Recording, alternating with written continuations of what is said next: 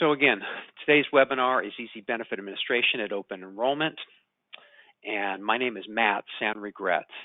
I'm sure everybody's pretty excited about the upcoming open enrollment season. If you haven't thought about it, we are getting close. We are now officially in the second half of the year. I know it's an exciting time as a broker to be involved in your 10 or 12 or 14 different benefit enrollment technologies that your clients use and how you're supposed to be an expert at all of them. We want to try to explain some of the basics of benefit administration technology in our webinar today, maybe answer a few questions, enlighten you on the process. Our goal would be to make open enrollment easier from you as the broker point of view, and therefore let you pass along information to your clients. For those of you not familiar with payroll systems or PS administrators, PS Administrators is a division of payroll systems. We offer TPA services such as pre-tax plans, FSA and HSA and HRA, transit plans, and we also are a COBRA administrator. Payroll Systems offers payroll and a full hire-to-retire HR technology. We're based in the Bay Area, and we have clients ranging from 1 to over 1,000 employees throughout the United States. I'm real pleased to introduce our guest speaker today, and that's Mackenzie Keefe. Let's get Mackenzie's picture on there. Perfect. Mackenzie is a solutions consultant for Infinity HR. Infinity HR works with clients in a wide variety of industries. It's a fully automated, cloud-based human capital management solution that has a proven track record of industry success. The Infinity HR platform offers scalable modules configured to the needs of each unique employer. And current Infinity HR modules include a core HR module, applicant tracking, onboarding, benefit administration, payroll and time and attendance, ACA compliance, learning management, as well as performance and succession planning. So truly a hire-to-retire solution. So Mackenzie, thank you so much for taking a few minutes for us today. Really appreciate you being here. Yeah, great to be here, Matt. Thanks for the introduction. You got it. Looking forward to it. So let me walk through the agenda and let's get rolling here. Today we're going to be focusing on the topic of benefit administration and more specifically the technology behind it and some of its capabilities. We'll try to talk in general terms, just maybe some value propositions that you can talk to clients about in using technology versus traditional paper-based forms and a very manual process. We're kind of going to explore the difference between a complete HRIS technology, such as the one that Infinity HR offers, versus just a standalone benefit admin technology. And again, there's good solutions there, and maybe one not necessarily the right fit for all clients. We're going to focus on features designed for both you, the brokers out there, and how this is going to make your life easier, as well as features and specific benefits for clients to make not only their open enrollments easier, but also just ongoing maintenance of their benefits. Finally, we're going to discuss terms like age-banded plans, electronic data feeds, or carrier connections. Bring those into the mix just to make sure everybody's paying attention out there. Okay, so with that, Mackenzie, I'm going to turn it over to you and let you get started on your presentation. All right, sounds good. Thanks again for the intro, Matt, and for having me. I really appreciate it. You betcha. So we'll dive in here just into the general idea of benefits administration technology and why someone would use it. Right, so we'll start to understand the question and also start to answer it with some stats here. So first and foremost, this process is something that has a lot of room for improvement. Right, so we can see only 12% of businesses are content with the results they're seeing today. Benefits are also increasing as an incentive that employees are looking at when it comes to accepting a new job or even keeping a current job. So you really want to make sure that the coverage options are in line with what's going to attract the best workforce. Costs adopted per employee for coverage are also on the rise. So this is expected to continue as well. So we really need to make sure that everything is in place for us to be diligent and strategic about the decisions that we're making around coverage. And then, of course, over half of employees as of today are expecting a more customized benefits experience. But of course, this is going to continue to increase as well, where that's eventually going to be at 100%, of course, with consumer-based digital technology, whether that be enrolling in benefits or just shopping online. Everything is expected to be personalized, right? So how can technology help here? So using a technology, it can propel the enrollment process forward in a few different ways. But I've kind of capitalized 3 general key factors at the top here that we can focus on. First being efficiency and accuracy. So using technology, we can minimize the chance of human error while still creating a more human-friendly experience, if you will. So moving this process online is going to benefit both sides of that from an efficiency and accuracy standpoint. Number 2 is data-driven insight. So making sure you and your clients are equipped with the right data to keep improving the enrollment process and decision-making process over time. And lastly, meaningful engagement. So really the bottom line of it all, keeping your workforce engaged and happy throughout the entire process. And a lot of times this means that you can stop communicating in a one-size-fits-all format, and technology can really help you communicate benefits information and enable employees in a tailored way that's best suited for that individual. Right on. Hey, Mackenzie, I see you have EDI or electronic data exchange on there. We actually get asked about that a lot on both the payroll side of our business as well as our administration side, people wanting feeds even for like an FSA plan or certainly COBRA. Can you talk a little bit more about EDI and what that means? I think there's a lot of inaccuracies on what people's expectations or what exactly that means. Sure. Yeah, I'm happy to dive into that a little bit more because it is something that gets talked about a lot, but the details around it can get a little fuzzy, so we can clarify some of that. But an EDI file is basically short for electronic data interface, and this is an integration that will allow for automatic data transfer between an organization or a business and an insurance carrier. So really, it replaces the need for humans to manually transfer that information over email or even direct mail or post mail, fax, whatever that looks like today. And I actually have a little bit of a diagram to illustrate this further. So it's a perfectly suited question, but it's really just talking to the benefits or the differences of using EDI files to exchange information versus the typical process of sending it back and forth manually today. So you can kind of see the mail or the fax. You can also put email in there. It's probably how a lot of businesses are doing it today.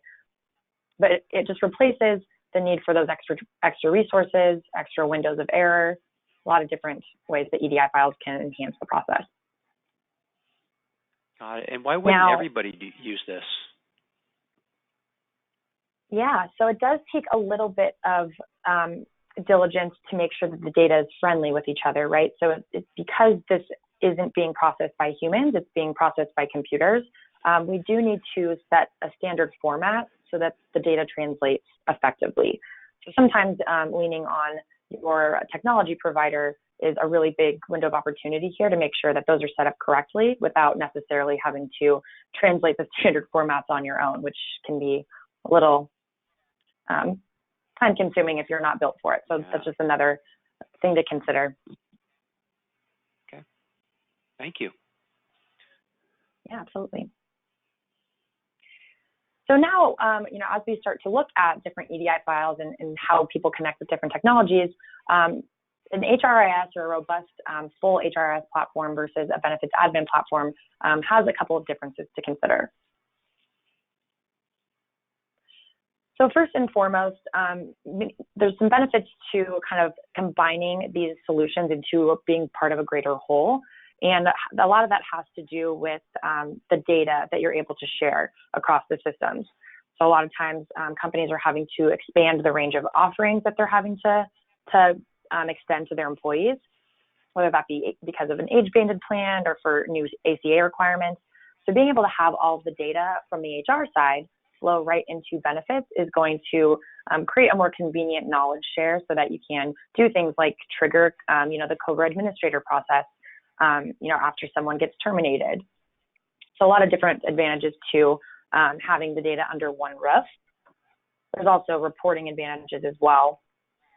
Now, on the other hand, a benefits admin platform, using that on its own, maybe something a little bit lighter weight, still offers a lot of advantages both to admins and employees to help lower, and these can sometimes be available at a lower cost with a lot of the same benefits. So it's all just about talking through with the client and what's best for them. Hey, Mackenzie, had a question come in here, if you have a second now.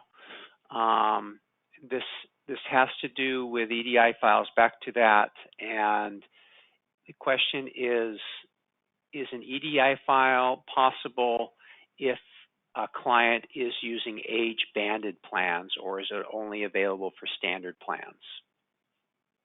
And an age-banded or age, I hear that term, age-banded, age-rated plans. Yeah, great question. And this is something that we can accommodate, right? So you would just need to make sure that the standard formats align, but we can work with the carrier to communicate any set of data that you need to for those coverage options, including that age-banded plan. So it's also kind of a benefit of working with technology partners. They can help you set up that coverage in a way that it's still transferred automatically. Now, there's a little bit of translation work done there, but it's not something that's out of reach. So you can certainly take advantage of EDIs using age-banded plans. Yeah, good deal. I hear that more for, I guess we might call it like kind of the middle market, maybe this 50 employees up to 100 employees marketplace. It seems pretty popular right now. So, okay, good deal. Hopefully that answered it. Sure. Yeah, and that's something you can kind of prioritize if it's important, is just the native EDI connections that a provider has on the technology side, just to make sure that maybe there's a template already for an age-banded plan that they've already created versus building that from scratch. So it's something to consider when you're looking at vendors. Okay.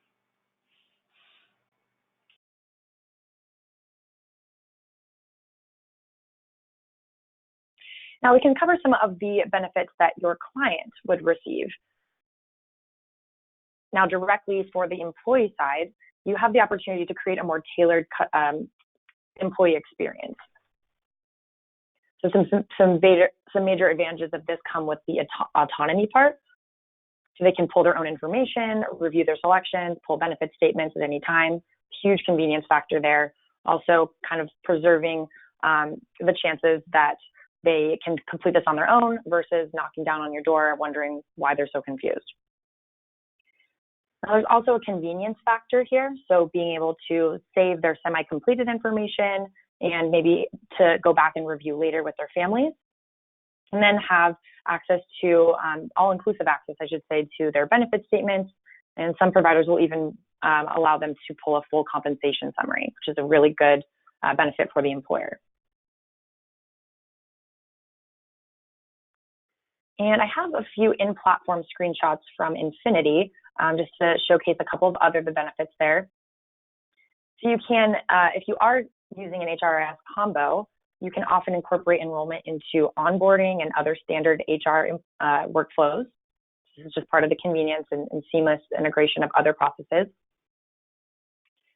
as well as make employees feel educated through the selection process by offering digital content or customized enablement content that's personalized and serviced up at the right place at the right time. It's really just making sure that they have all the tools in their tool belt that they need to succeed and get this done in a timely way.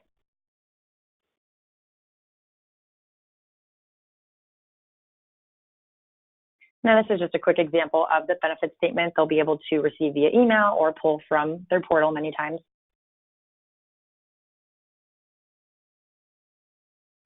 Now, the client benefits for administrators themselves, right? So first, just the ability to configure a user-friendly experience. So again, we're really promoting employee happiness here, not to mention the lesser chance of receiving emails or complaints about this not being a user-friendly experience. So really just the opportunity to serve that up. And the rest of these points here generally point to the ease of the technology or the ease of use the technology brings to someone in that role. So there's, of course, a lot of HR administrators or benefits administrators that have a ton on their plates. Not to mention, a lot of these responsibilities are directly related to compliance. So there's liability involved here if they don't get done successfully. But at the same time, that level of importance shouldn't require us to make this administrator's life complicated beyond reason as well. So technology really can automate the tasks relating to specific deductions, ACA eligibility periods, new hire processing, really a large bag of things that we can help automate here just to keep their lives in order.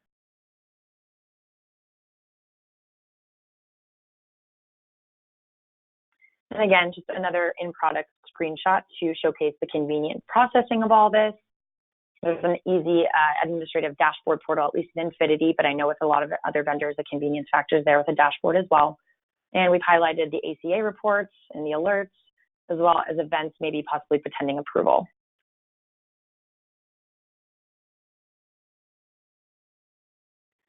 Also, this is just a list of the pre-created reports available to the administrators.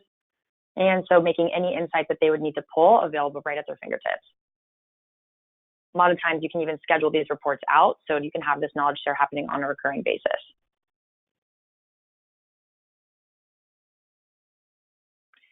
Now the benefits you will get as a broker, because they are a little bit different here, so we can talk through those. So first and foremost, knowledge share, right? So technology portals can enable you to access logins or the information of your clients at any time when you need to pull that. Also, the support and the cost of this technology isn't really on you as the broker, right? So if your client is buying the software for themselves, again, they're going to have a ton of benefits they'll experience directly from that. But you can be that trusted advisor recommending the software and the best-in-class solutions for their business, but without having to focus on necessarily the payment of the software and especially the maintenance of supporting that. So the HRIS vendor or the technology provider will often own that, allowing you to focus on more important things. But ultimately, you are taking on a more trusted advisor role so that you are recommending the best-in-class solutions to their challenges as far as ACA goes, benefits, and a lot of other HR compliance-related issues.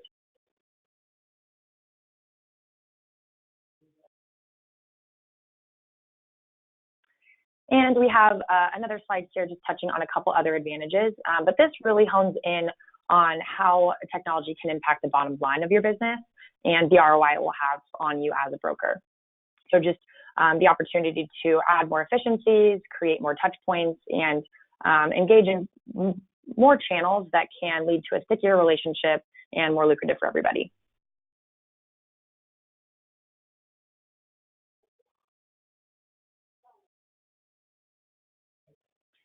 Now, a couple of things that you can keep on your radar to determine if one of your clients might be ready to explore a different technology for these processes. So the first and foremost is anything or any hint that a process is screaming too manual for a client. This can definitely be a symptom of not having that EDI file integration. That's another specific point on that. Also looking for challenges presented with complex coverage option spreads or eligibility rules. So especially with a large employee base, they don't often have an entire benefits administrative team. It's one or two people doing a ton of different tasks, right? So being able to automate the rules and just kind of the alerts and all of the processing that goes into that. And if a client is not currently able to give employees access to their own information, this could also be a good hint that they're ready to explore a benefits technology, because again, this is going to be more of an individual-driven process, needs to be personalized, but also I'm sure they don't want to have to deal with people knocking on their doors or sending emails asking to manually pull benefit statements anymore. It's just not something we should be dealing with. And lastly, if their results are hurting. So a big indicator can be that open enrollment results are not being met as competently as the company expects. A lot of times that will trigger some pain right, automatically where the conversation gets started because the results are ultimately, what matters at the end of the day. Yeah. And actually, with that, Matt, I'll hand things back over to you so we can start some Q&A or talk through any other thoughts. And we do have a few more questions coming in here. the EDI topic seems popular, so I want to dig down a little bit and get your feedback further on this. So the two or three questions came in specifically talking about this concept of small groups versus large groups, and hey, wait a minute, my small groups are not eligible for EDI feeds. How are you saying this? So my understanding is that whether or not a group is eligible for EDI feeds, I don't know if eligible is the right word, really has nothing to do with the technology you're using, but it's just their relationship with the actual carrier. Can you talk about that a little bit? So, I guess the question might be, hey, I'm a small group. Can I use EDI files? I have 40 employees or something like that. So can you talk a little bit about that and what the process is to determine? Is it in fact, I mean, it's nothing to do with the technology. I don't think it's just the relationship between the client and the carrier. Exactly. Yeah, absolutely. I can talk through that a little bit more. So exactly to your point, the eligibility isn't ever going to be, like I shouldn't say ever, but it'll rarely be on the technology side. So the technology, even with Infinity, a lot of our clients we work with today, we can send information to anybody. Really, that's kind of the baseline of it.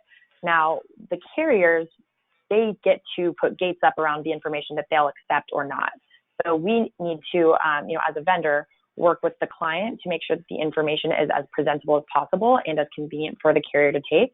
But that partnership is ultimately, to your point, what's going to determine whether the information is valid to be sent back and forth or not. So with smaller groups, it's more so about establishing, the relationship with the carrier. Maybe that's something that a vendor can assist with, but from a partnership standpoint, but it is going to be up to that carrier, and the technology is going to come after kind of twofold to support whatever qualifications that they've set. Right, got you. And yeah, I know in the past there was this kind of magic number of 100 employees. I don't know if that means 100 total employees or 100 benefit enrolled employees, but my understanding is that that's softened a little bit, and I think we've actually seen groups maybe even in the 60, 70, 80 range that have been eligible. And again, don't quote me on that, but it's because it's just individual relationships there. But do you want to make a comment on this 100 number? Is that still kind of in place? Yeah, and it is. That's kind of the rule of thumb with that 100 number. But like I said, it can be treated a little bit more case by case. So we can talk through, the number of employees that you have and what carriers you're working with, because, what is accepted by one carrier might not necessarily be accepted by another.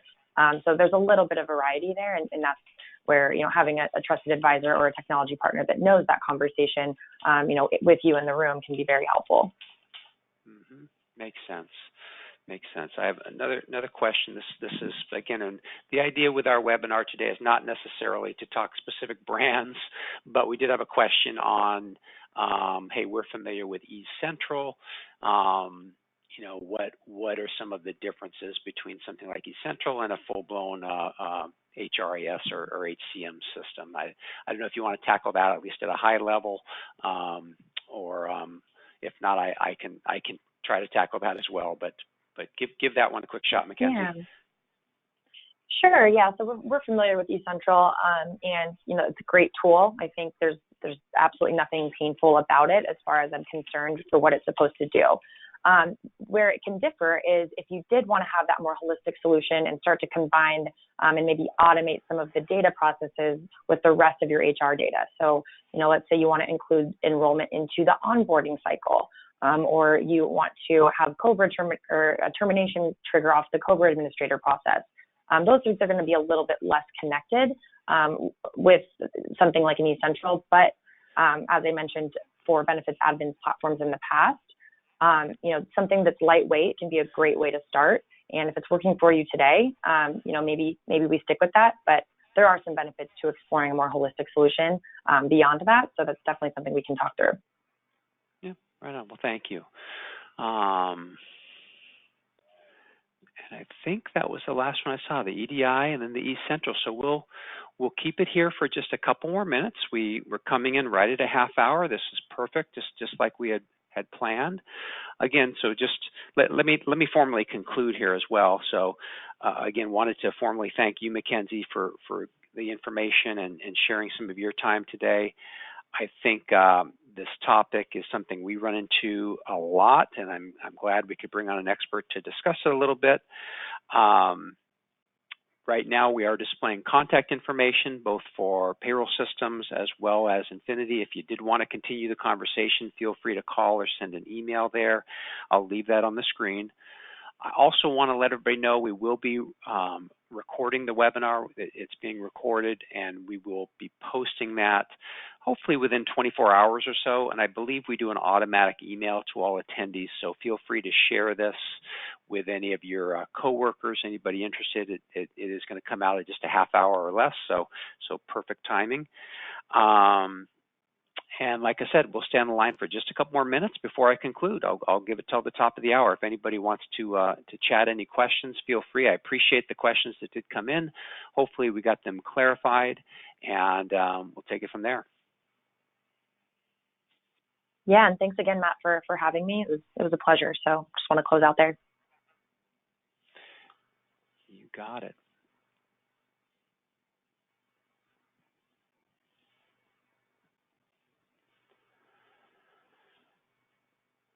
All right. Well, with that, nothing's coming in, so I think I've given people fair game here. I'm gonna go ahead and conclude the webinar.